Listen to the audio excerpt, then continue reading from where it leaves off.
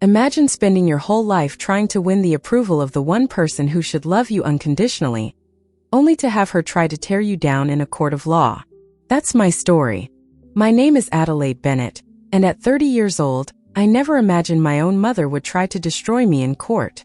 I had spent my entire life seeking her approval, only to watch her testify that I was an unstable mother who could barely hold a job. What she did not know was that I had been a family court judge for 6 years. The Chief Justice knew exactly who I was, and what happened next silenced the entire courtroom.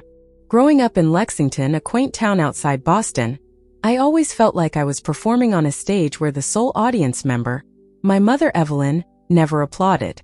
Our modest 2-story colonial house looked perfect from the outside, just the way my mother wanted everything in her life to appear. Inside those walls, however, was a different story. My mother was the embodiment of perfectionism. Nothing was ever good enough, especially when it came to me. If I brought home an A-, she would ask why it was not an A+. If I won second place in a competition, she would point out the girl who came in first. Her standards were impossible to meet, and her criticism was relentless. Adelaide, stand up straight. Adelaide, your hair is a mess. Adelaide, that outfit makes you look heavy. Her words followed me everywhere, echoing in my head, even when she was not around. I tried desperately to please her, rearranging myself into configurations I thought might finally earn her approval. It never came. My father, James, was the buffer between us. He was a kind man with gentle eyes who would wink at me across the dinner table whenever my mother started in on one of her critical tangents. Your mother just wants what is best for you, he would tell me later, but his eyes held an apology. He loved her, but he saw how her words cut into me. When I was 12, my father had a heart attack while driving home from work. His car swerved off the road into a tree. He died instantly. I lost my defender, my ally, the only person who made me feel like I was enough just as I was. After his death, my mother changed. Her criticism intensified, as if she needed to compensate for the absence of his gentleness with an extra dose of her harshness. She became obsessed with appearances, with what the neighbors might think, with maintaining the illusion of the perfect family, despite our obvious brokenness. We need to be strong, Adelaide, she would say. No one respects weakness. But what she meant was that she did not want me to grieve publicly, to show any sign that we were struggling. My tears were relegated to my pillow at night, silent and hidden. School became my refuge. I threw myself into academics with a fervor that surprised even my teachers. If I could not earn my mother's approval, I would earn it from everyone else. Each perfect test score, each academic award was a shield I held up against her criticism. They rarely worked. Sarah Miller's daughter just got into Harvard. Early decision, she would say, ignoring my straight-A report card on the table between us. And she plays 3 instruments. I did not play any instruments. I was not exceptional in any way that mattered to my mother. But I discovered something during those painful teenage years. I had a passion for justice. It started in debate club, where I found my voice arguing points of ethics and law.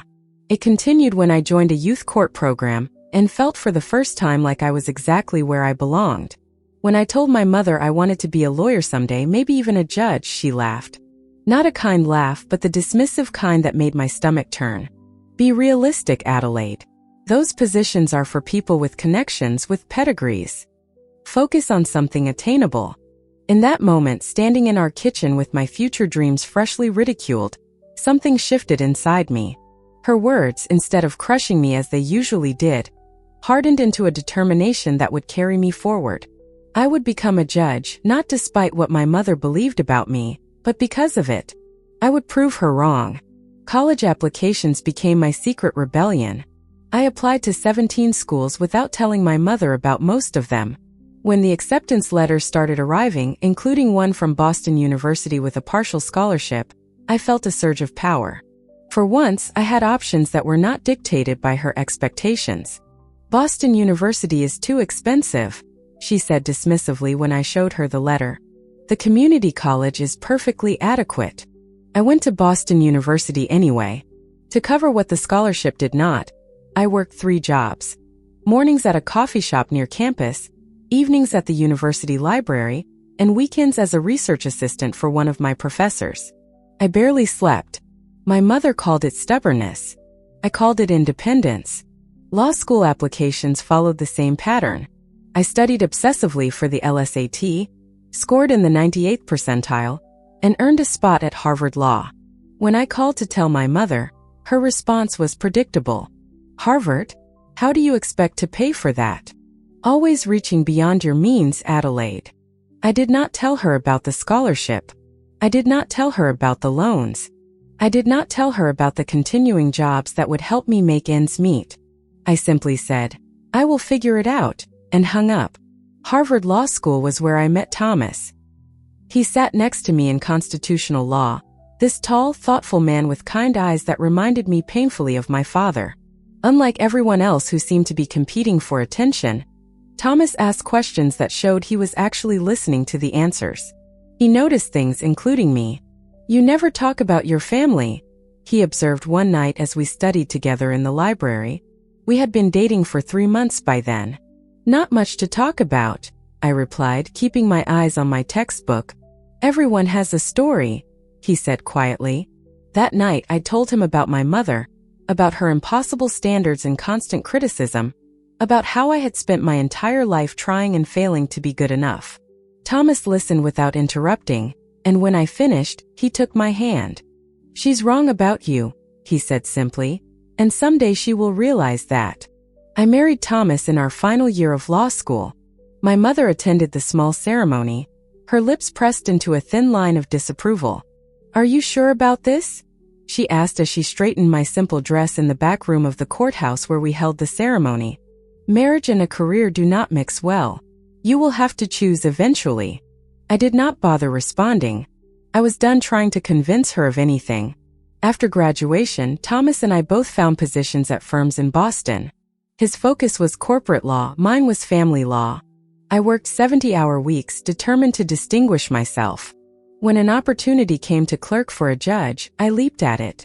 The clerkship led to a position as an assistant district attorney, where I specialized in cases involving children. My mother remained unimpressed. Another new job? Can't stick with anything, can you? She commented during one of our increasingly rare phone calls. I stopped telling her about my career progress after that. Let her believe what she wanted. I knew the truth. I was not jumping from job to job, I was climbing. When Lily was born 2 years later, my life expanded in ways I had not anticipated. This tiny human with Thomas's kind eyes and my stubborn chin became the center of my universe. For the first time, I understood what it meant to love someone unconditionally. I vowed that my daughter would never question her worth the way I had been forced to question mine. Balancing motherhood and my career was challenging. There were nights when I rocked Lily to sleep with one arm while reviewing case files with the other.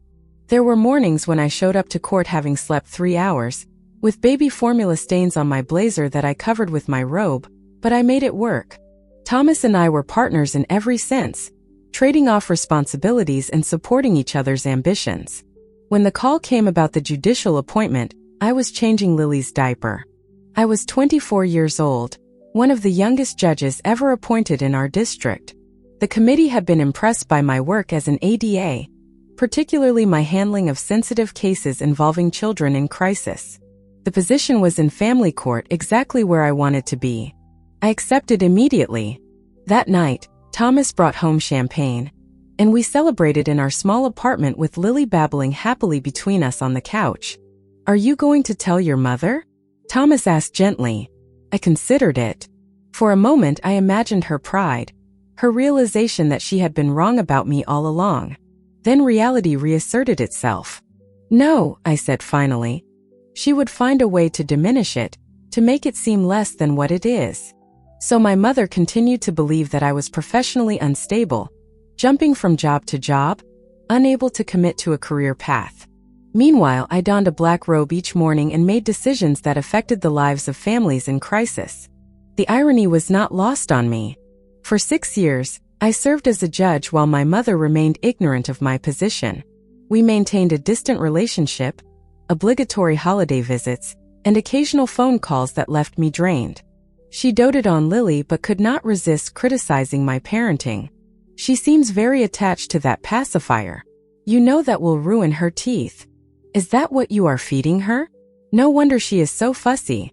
You work too much. Children need their mother present.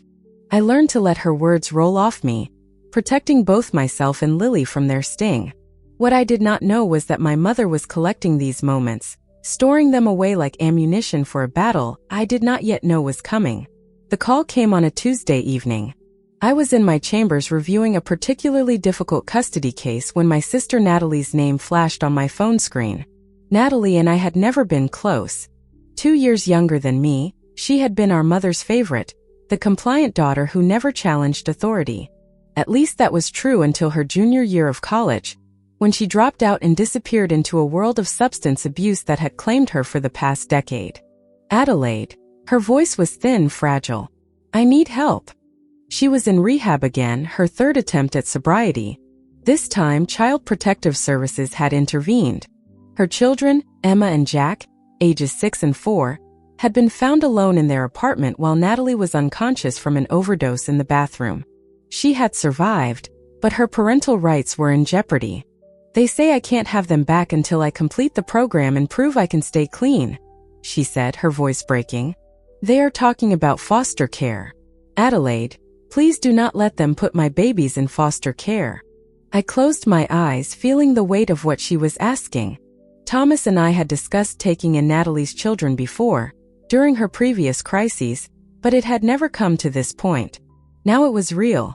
These children, my niece and nephew, whom I had only met a handful of times, needed a home. Let me talk to Thomas, I said. We will figure something out. Thomas did not hesitate. Of course we will take them, he said that night, as we sat at our kitchen table after Lily had gone to bed. They are family. The next morning, I contacted CPS and began the process of applying for temporary custody of Emma and Jack. The social worker seemed relieved that a family member was stepping forward. The children had been in emergency foster care for 3 days, frightened and confused. There is just one thing, the social worker mentioned near the end of our call. Your mother has also filed for custody. The words hit me like a physical blow. My mother, the woman who had criticized every parenting choice I had ever made, wanted to take on 2 traumatized children. It made no sense. Are you sure? I asked stupidly. Yes, Evelyn Peterson filed yesterday. She said she is the maternal grandmother and believes the children would be better off with her. A cold feeling settled in my stomach. This was not about Emma and Jack. This was about control, about proving that she, not I, knew what was best for children. It was the ultimate statement of her lack of faith in me as a mother. I tried calling her immediately, but she did not answer. Instead, she sent a text. We will let the courts decide what is best for the children. The courts, my domain, except that I could not preside over a case involving my own family, and my mother knew that. What she did not know was that I would be appearing in court not as a judge but as a petitioner for custody, revealing my profession in the process. The first mediation session was scheduled for the following week. I took personal leave from my judicial duties, citing a family emergency. The Chief Justice, Morgan Thompson, was understanding. She was a mother herself and had been a mentor to me since my appointment. Take whatever time you need, she said. Family comes first. I arrived at the mediation room to find my mother already seated, her posture rigid, her face set in that familiar expression of disapproval. She wore a navy blue suit that looked new, her hair freshly colored and styled, every detail calculated to project the image of a capable, responsible grandmother. Hello, Mother, I said, sitting across from her. Adelaide, she nodded slightly. I assume you understand why I had to do this. Actually, no. I do not understand at all. Thomas and I are perfectly capable of caring for Emma and Jack. She gave a small, dismissive sniff. You have always put your career first. These children need stability, attention, proper guidance. They need someone who will be present. The mediator, a kind-faced woman named Patricia, entered before I could respond to this insult. She explained the process and asked us each to state our case for why we should have custody of the children. I spoke of our home, with its spare bedroom that could easily accommodate both children. I talked about Lily, who was excited to meet her cousins. I explained that Thomas and I had flexible work arrangements that would allow us to be available for the children while maintaining our careers. Then my mother spoke, and I felt the ground shift beneath me. My daughter, she began, her voice dripping with concern, has never been able to maintain stability in her life. She jumps from job to job, never settling, always chasing the next opportunity. Her husband works long hours, and she leaves her own daughter with a nanny most days. These traumatized children need constant care and attention, which I am prepared to provide. I am retired with a comfortable home and savings. I can dedicate myself to them fully. The mediator looked at me. Would you like to respond to your mother's characterization of your employment history? I opened my mouth then closed it. A part of me wanted to shout the truth. I am a judge. I have held the same position for 6 years. But another part, the wounded child still seeking approval, could not form the words. Instead I said, my employment is stable. I can provide documentation. My mother smiled thinly. We will see. The mediation ended without resolution. As we left, my mother touched my arm, stopping me in the hallway. I am doing this for the children's sake, she said. You must see that they would be better off with me. No, mother. What I see is that you have never believed in me, and this is just one more way to prove it. Her eyes narrowed. If you really cared about those children, you would step aside. I pulled my arm away. If you really cared about me, you would have supported me just once in my life. I walked away, my hands shaking. This was no longer just about Emma and Jack, though they remained my primary concern. This was about 3 decades of criticism and doubt. This was about finally standing up to the woman who had never thought I was good enough. What I did not know then was how far she would go to win. She is gathering evidence against you, my attorney, Sophia Winters, informed me during our preparation session for the custody hearing. We sat in her office, a sunlit space with views of the Boston skyline that contrasted sharply with the darkness of our conversation. Evidence? What kind of evidence? I asked, though a part of me already knew the answer. Sophia slid a folder across her desk. Your mother has submitted a detailed account of what she calls your parental deficiencies. She has dates, incidents, quotes. She claims you have been neglectful of Lily and would be similarly neglectful of Emma and Jack. I opened the folder with trembling hands. Inside were pages of meticulously documented criticisms spanning from Lily's birth to our most recent family gathering 3 months ago. Every perceived mistake, every parenting choice my mother disagreed with, all carefully noted with dates and circumstances. April 3rd, 2 years ago. Adelaide arrived 45 minutes late to Easter dinner. Lily was fussy and appeared overtired. When I suggested the child needed a more consistent schedule, Adelaide dismissed my concern. November 28th last year. Found Lily playing unsupervised in the living room while Adelaide was on her phone in the kitchen. Child could have injured herself on numerous hazards. On and on the list went, a chronicle of manufactured inadequacies that made me look like a careless, self-absorbed mother. The final entry turned my blood cold. June 10th this year. Adelaide admitted she sometimes takes work calls during Lily's dinner time. Prioritizes career over child's basic needs. Pattern of behavior suggests fundamental unsuitability for taking on additional childcare responsibilities. She has been planning this, I whispered. All those visits, those times she offered to watch Lily. She was building a case against me. Sophia nodded grimly. And she has recruited witnesses. Your Aunt Claire, your cousin Beth, even your old neighbor Mrs. Sullivan, all prepared to testify about your supposed shortcomings as a parent. I leaned back in my chair, feeling like the air had been sucked from the room. They do not even know me. I see Aunt Claire once a year at Christmas. Beth moved to California 5 years ago. And Mrs. Sullivan, she moved away when Lily was an infant. Your mother can be very persuasive, it seems, Sophia said.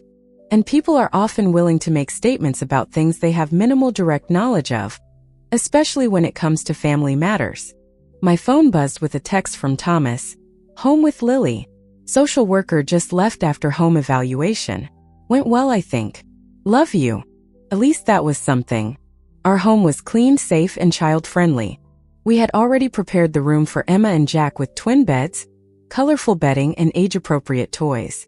The social worker had seemed impressed with our preparation and Lily's obvious happiness and well-being. "What about my job?" I asked Sophia. "She keeps saying I jump from job to job, when the truth comes out that I have been a judge for 6 years." "That is actually our strongest counterpoint," Sophia confirmed. "The revelation about your career stability and position will significantly undermine her credibility." "But Adelaide, I have to ask, why did you never tell her about being a judge?" I stared out the window at the city below, considering the question.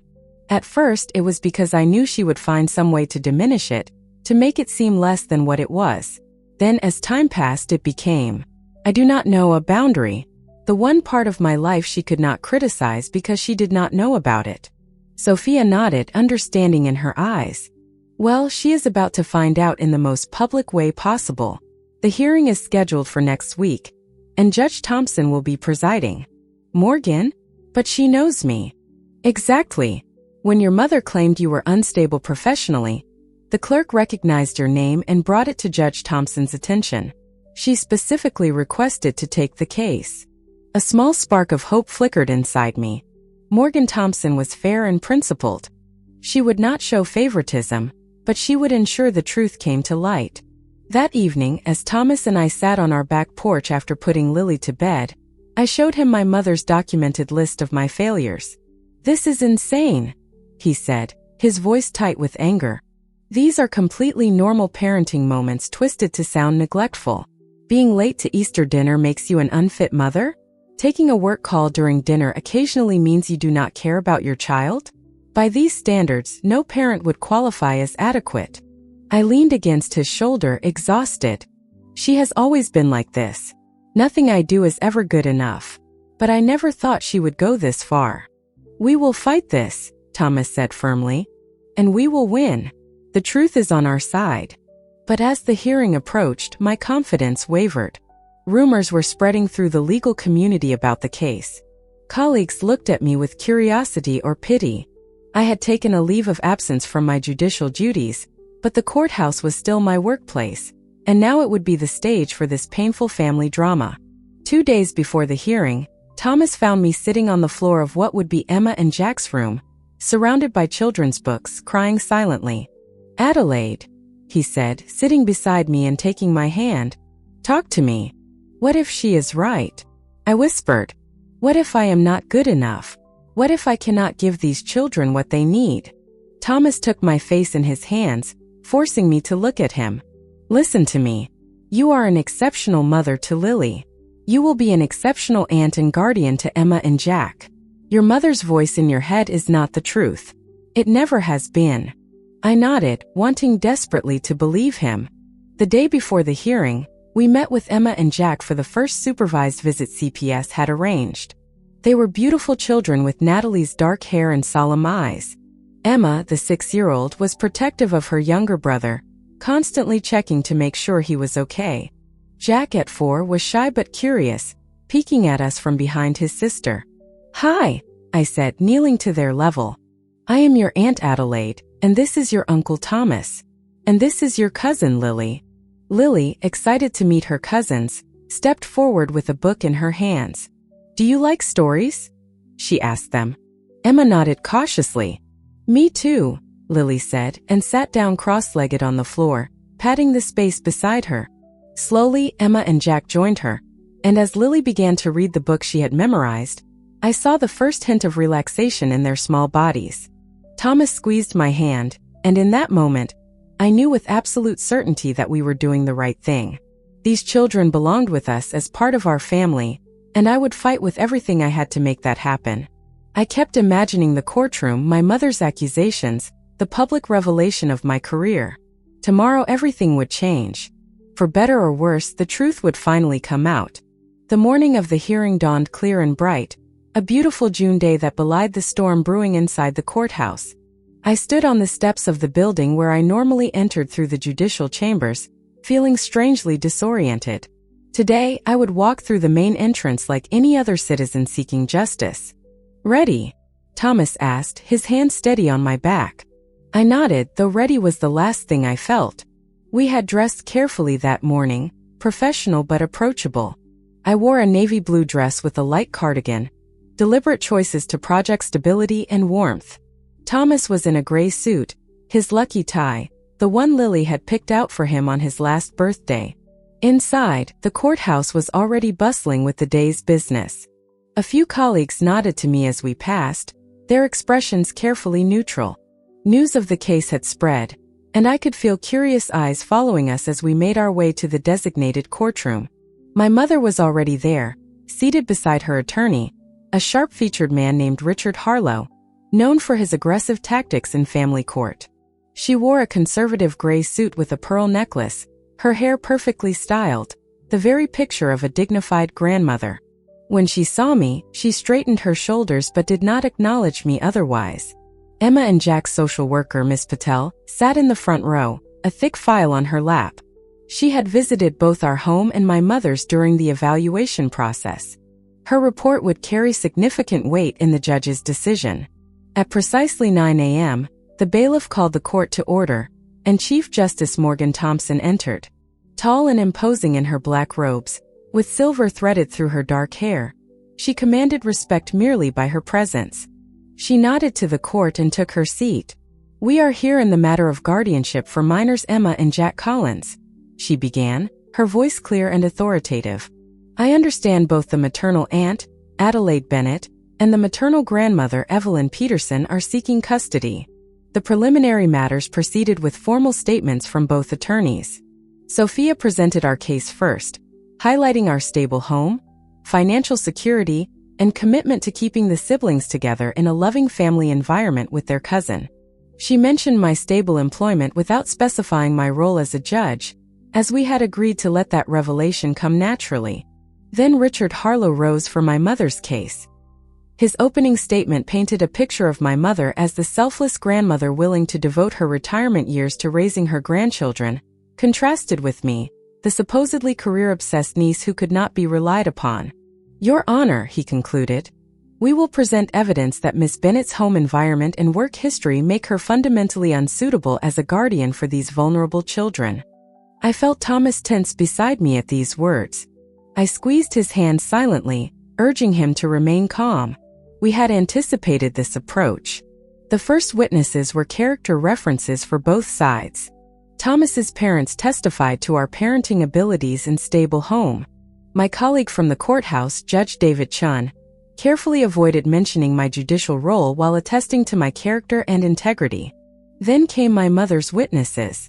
Aunt Claire took the stand, nervously avoiding my gaze, as she confirmed that she had concerns about my parenting based on family gatherings where I seemed distracted with Lily. On cross-examination, Sophia established that Aunt Claire had only seen me with Lily 4 times in 8 years, hardly enough to form a comprehensive opinion of my parenting. My cousin Beth testified via video link from California, repeating almost verbatim phrases I recognized from my mother's documented list of my failures. When Sophia asked when she had last seen me in person, she admitted it had been 5 years ago at a family reunion, when Lily was 3 years old. By mid-morning, it was my mother's turn to testify. She settled into the witness stand with the composed confidence of someone who believed absolutely in her own righteousness. Richard Harlow led her through prepared questions about her relationship with Emma and Jack, her home, her financial stability, and her availability to care for the children. Then came the attack I had been dreading. "Mrs. Peterson, do you have concerns about your daughter's ability to provide a stable home for these children?" Harlow asked. My mother sighed, a performance of reluctance that made my teeth clench. "I do not want to speak ill of my daughter," she began, the very definition of speaking ill. "But Adelaide has always struggled with commitment and follow-through. As a mother, I have watched her jump from interest to interest, job to job, never settling. Even with Lily, she seems more concerned with her career than her child's needs. Could you elaborate on her employment history?" Harlow prompted. This was it, the moment of reckoning. My mother leaned forward slightly, her voice taking on a tone of sad concern. "Adelaide has never held a job for more than a year or 2. Right after law school, she worked at a firm, then left to clerk for a judge, then became some kind of assistant prosecutor, then something else. She constantly changes positions, always claiming it is a step up, but never finding satisfaction. She can barely hold a job. A murmur ran through the courtroom. I sat perfectly still, feeling strangely calm now that the accusation had finally been made explicit. Thomas's hand tightened around mine. "And you believe this employment instability affects her parenting?" Harlow continued. "Of course it does. Children need consistency, stability. Adelaide's restlessness, her constant career changes, create an unpredictable environment. Emma and Jack have already experienced too much instability with my younger daughter's issues. They need a rock, not another person whose priorities lie elsewhere." I felt a tear slide down my cheek and brushed it away quickly. These were not just cruel words. They were a fundamental misunderstanding of who I was, who I had always been. My mother truly believed I was incapable, unreliable, inadequate. When Richard Harlow finished his questioning, Sophia stood for cross-examination. She approached the witness stand with measured steps. "Mrs. Peterson," she began, "when was the last time your daughter told you about a job change?" My mother frowned slightly. "She does not always tell me directly, but I know she has moved around frequently in the legal profession." "So, you do not actually know her current employment status or position?" "I know she works as some kind of lawyer," my mother said dismissively. "The specifics change so often it is hard to keep track." Sophia nodded thoughtfully. "Your Honor, I would like to introduce evidence regarding Miss Bennett's employment history." Chief Justice Thompson nodded. "Proceed." Sophia handed a document to the court clerk, who passed copies to the judge, my mother's attorney, and my mother. "This is a verified record of Adelaide Bennett's employment history, since graduating from Harvard Law School 8 years ago." My mother glanced at the paper, her expression unchanged. "Mrs. Peterson, would you please read the final entry on that employment record?" Sophia requested. My mother squinted at the document. It says, "Family Court Judge, Massachusetts 6th District. Duration, 6 years to present." She looked up, confusion crossing her features. The courtroom had gone completely silent. Every eye moved between my mother and me. Chief Justice Thompson cleared her throat. "For the record," she said, her voice resonating in the quiet room, "I can confirm that Adelaide Bennett has served as a judge in this very courthouse for the past 6 years. She is one of the youngest judges ever appointed in our district and has an exemplary record on the bench, particularly in cases involving children's welfare." My mother's face went white. Her hand, still holding the employment record, trembled visibly. "She has been a judge for 6 years." The Chief Justice repeated the words, hanging in the air like a verdict. Richard Harlow leaned over to whisper something to my mother, who shook her head slightly, still staring at me with an expression of disbelief.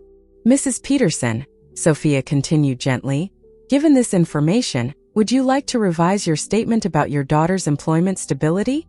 My mother swallowed hard. I was not aware of this position." "Because your daughter stopped informing you about her career achievements after years of having them dismissed and criticized. Is that correct?" Before my mother could answer, Richard Harlow stood. "Objection, Your Honor. Counsel is testifying." "Sustained," Chief Justice Thompson said. "Miss Winters, please rephrase." Sophia nodded.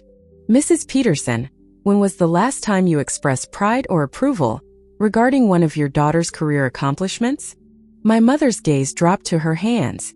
"I do not recall specifically." "No further questions, Your Honor," Sophia said, returning to her seat beside me. As my mother stepped down from the witness stand, her shoulders slumped in a way I had never seen before. For the first time in my memory, she looked small. The next witness was Miss Patel, the social worker, who testified that both homes were physically appropriate for the children but that her recommendation favored placement with us due to the presence of a cousin close in age and the strong family unit we had demonstrated. Finally, it was my turn to testify. As I took the oath, I felt a strange sense of peace. The truth was out now. Whatever happened next, I would no longer be carrying the weight of that secret. Sophia led me through questions about our home, our plans for integrating Emma and Jack into our family, and my relationship with my sister Natalie. Then she addressed the elephant in the room. "Adelaide, could you explain to the court why you never informed your mother about your position as a judge?" I took a deep breath and looked directly at my mother for the first time that day. From the time I was a child, nothing I did was ever good enough. Every achievement was met with criticism, every goal dismissed as unrealistic. When I was appointed to the bench 6 years ago, I made the decision not to share that information with my mother because I wanted one part of my life to be free from her judgment. I wanted to do my job without hearing all the ways she thought I was failing at it. The courtroom was silent as I continued. I am not an unstable person. I am not an inadequate mother. I have built a career I am proud of, a family I cherish, and a home where Lily thrives. Emma and Jack deserve that same environment. They deserve to grow up believing in themselves, not constantly questioning their worth. When Sophia finished her questions, Richard Harlow declined to cross-examine me. There was nothing left to challenge. Chief Justice Thompson called a recess before delivering her decision. As we filed out of the courtroom, I caught a glimpse of my mother sitting alone on a bench in the hallway, looking lost. For a moment I almost went to her. Then Thomas touched my arm, and we walked outside to breathe in the fresh air and prepare for whatever came next. The courtroom seemed more crowded when we returned after the recess, word having spread about the dramatic revelation. I kept my eyes forward as we took our seats, avoiding the curious glances from spectators. Thomas sat beside me, his steady presence a comfort as we awaited the Chief Justice's decision. My mother entered last, her attorney guiding her to their table. She looked diminished somehow, her earlier confidence replaced by a stiff uncertainty. When our eyes briefly met, she quickly looked away, a gesture that spoke volumes about how the power dynamic between us had shifted. Chief Justice Thompson returned to the bench, her expression unreadable, as she settled into her chair and arranged the papers before her. The courtroom fell silent in anticipation. After careful consideration of all testimony and evidence presented today, she began, I have reached a decision in the matter of guardianship for Emma and Jack Collins. She outlined the factors considered. The stability of both households, the relationship with the children, the support systems in place, and the recommendations of the social worker. I held my breath, feeling Thomas's hand tighten around mine. While I recognize Mrs. Peterson's genuine desire to care for her grandchildren, I find that placement with Adelaide and Thomas Bennett provides the most beneficial environment for the children at this time. The presence of a cousin close in age, the demonstrated parenting capabilities, and the strong recommendation of the social worker all support this decision.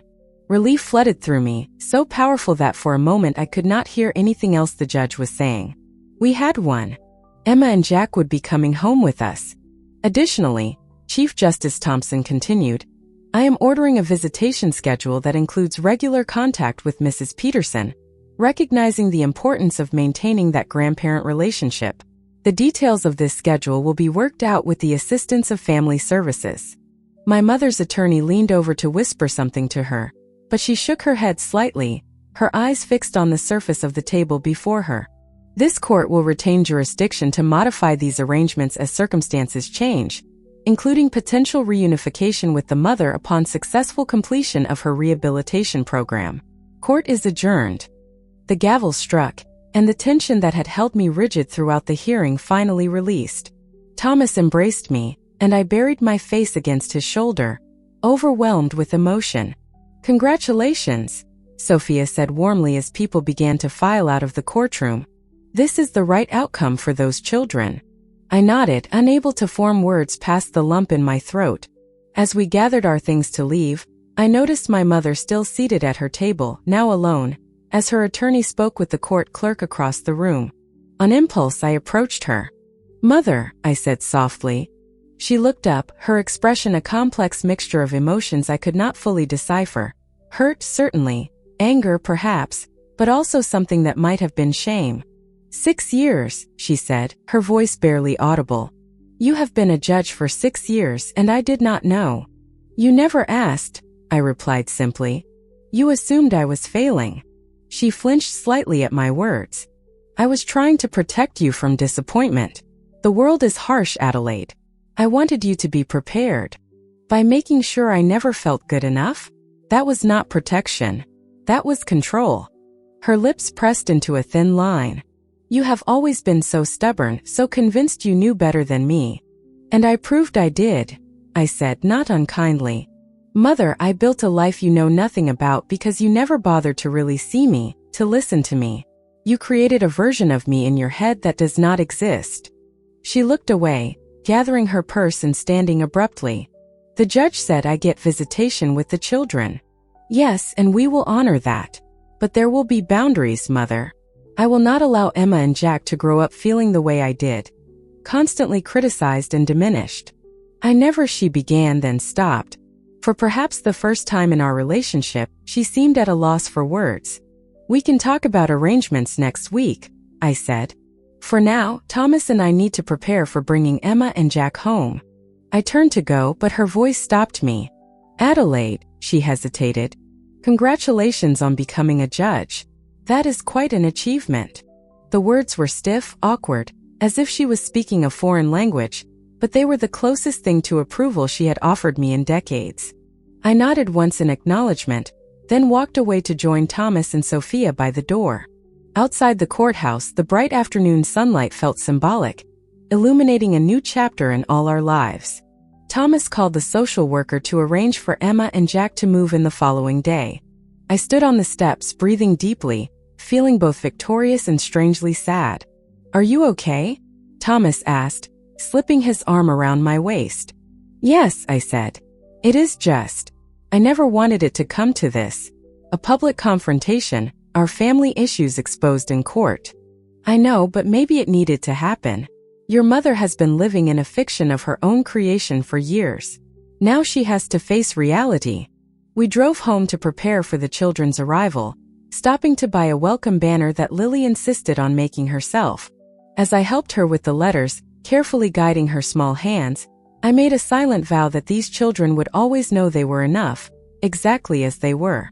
That evening, as we finished dinner, the doorbell rang. Thomas went to answer it while I helped Lily with her dessert. A moment later, he returned to the kitchen with an unexpected visitor. My mother stood awkwardly in our dining room, looking out of place and uncomfortable. Lily, always friendly, waved happily. Hi, Grandma. Hello, Lily, my mother said, her voice softer than usual. Then to me, may I speak with you privately? Thomas nodded to me. I will get Lily ready for bath time. Take your time. I led my mother to the living room, gesturing for her to sit on the couch while I took the chair opposite. For a long moment, neither of us spoke. Your home is lovely, she finally said, glancing around at the comfortable, lived-in space with toys neatly corralled in colorful bins and family photos on every surface. Thank you, I replied, waiting for whatever had brought her here. She smoothed her skirt over her knees, a nervous gesture I had rarely seen from her.